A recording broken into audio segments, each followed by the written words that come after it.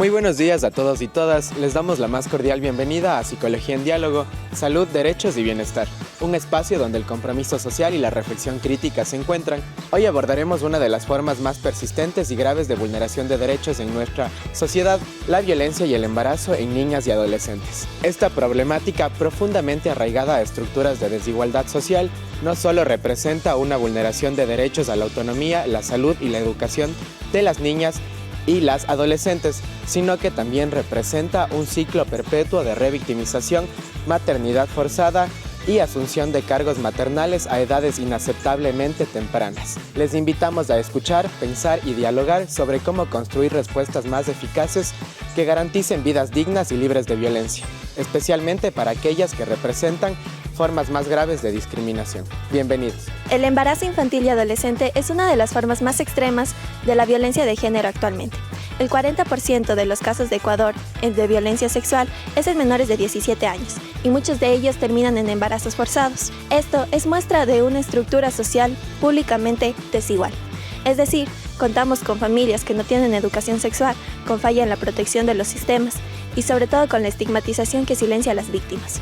Los efectos son graves y duraderos. Desde niñas que deben de abandonar sus estudios para concentrarse y asumir un rol para el cual no están ni física ni mentalmente preparadas. Esto afecta principalmente a niñas que viven en condiciones de pobreza, niñas que viven en zonas rurales y que pertenecen a grupos históricamente discriminados. Desde este panorama son niñas que tienen menor probabilidad de defenderse, tienen un menor acceso a la salud, a la justicia y a la protección social.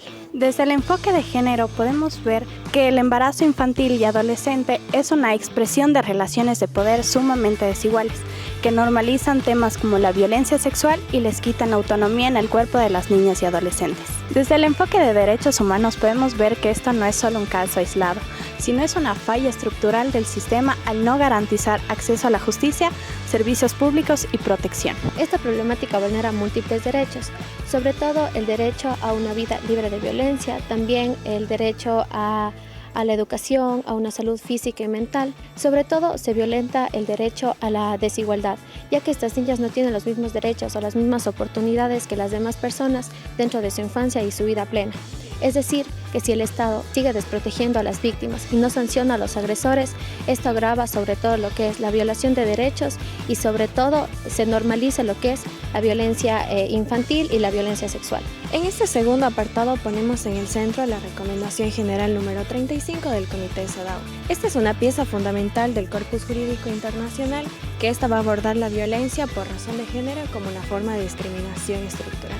En esta recomendación va a ampliar y actualizar la número 19. La violencia contra mujeres y niñas no solo es un hecho aislado, sino también una violación sistemática de derechos humanos.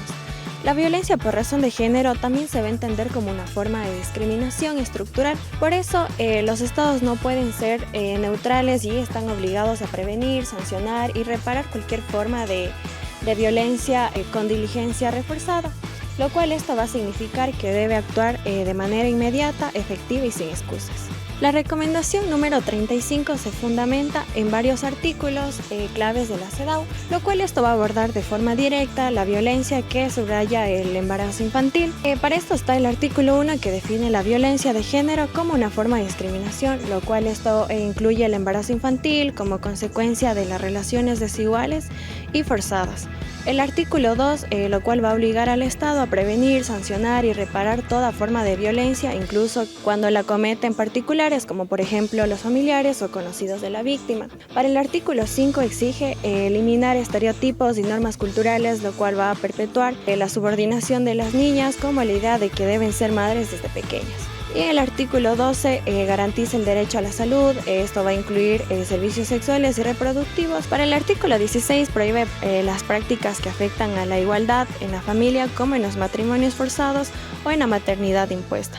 En conjunto, todos estos artículos van a reforzar la responsabilidad del Estado no solo por sus acciones, sino también por su pasividad ante la violencia estructural que afectan a niñas y adolescentes.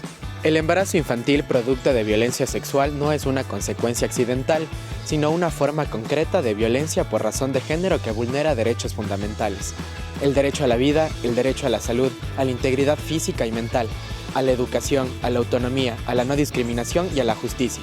La recomendación es categórica al señalar que situaciones como la maternidad forzada o el aborto legal pueden constituir, bajo ciertas circunstancias, formas de tortura o trato cruel, inhumanos o degradantes, especialmente cuando el Estado perpetúa prácticas que revictimizan o les niega el acceso a los servicios de salud oportunos.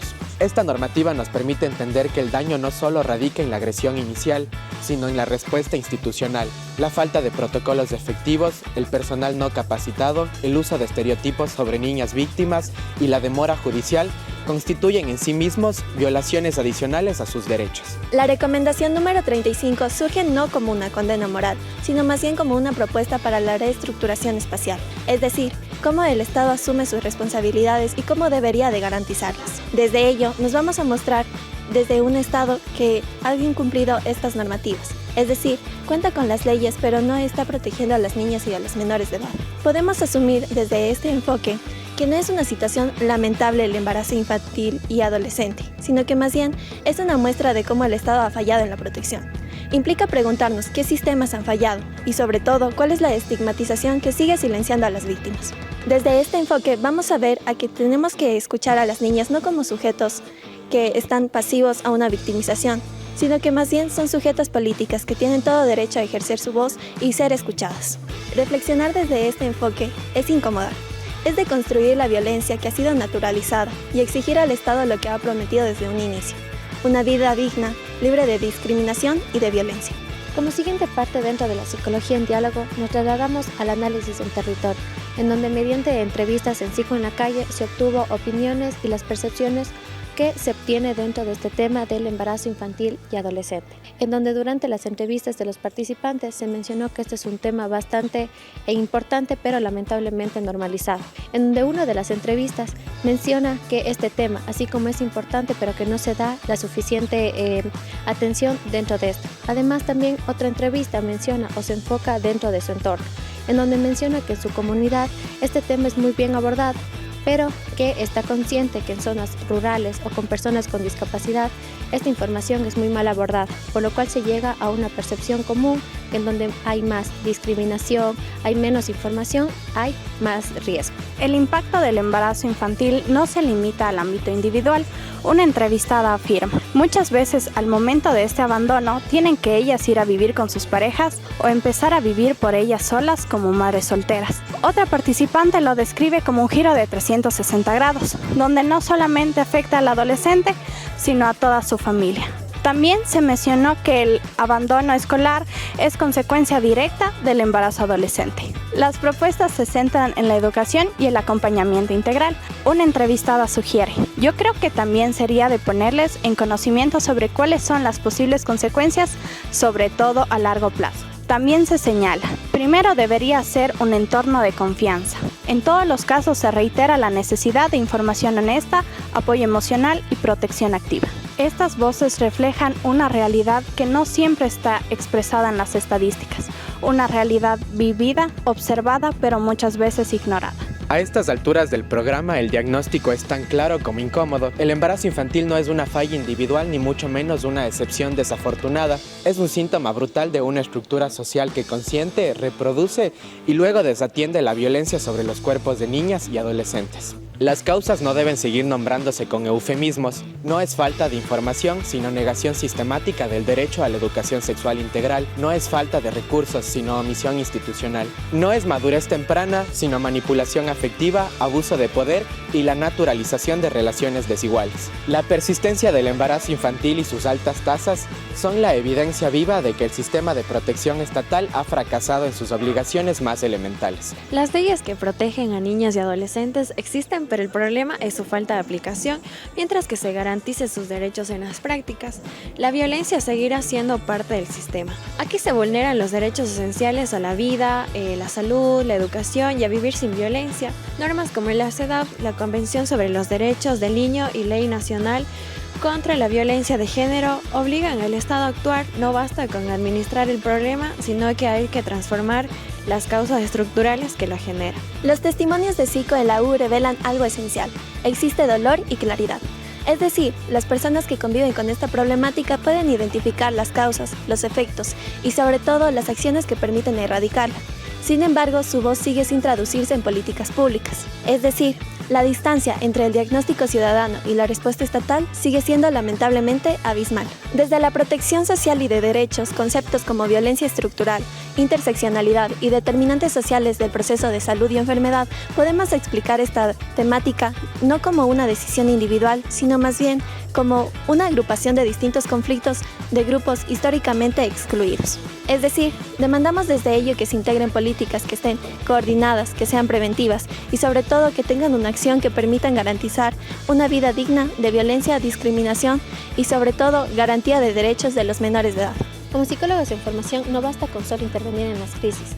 Nuestro rol exige anticipación, formación, reparación y denuncia, en donde hay que generar procesos de acompañamiento con un enfoque de derechos y una perspectiva social, intervenir en políticas públicas y sobre todo la construcción de protocolos.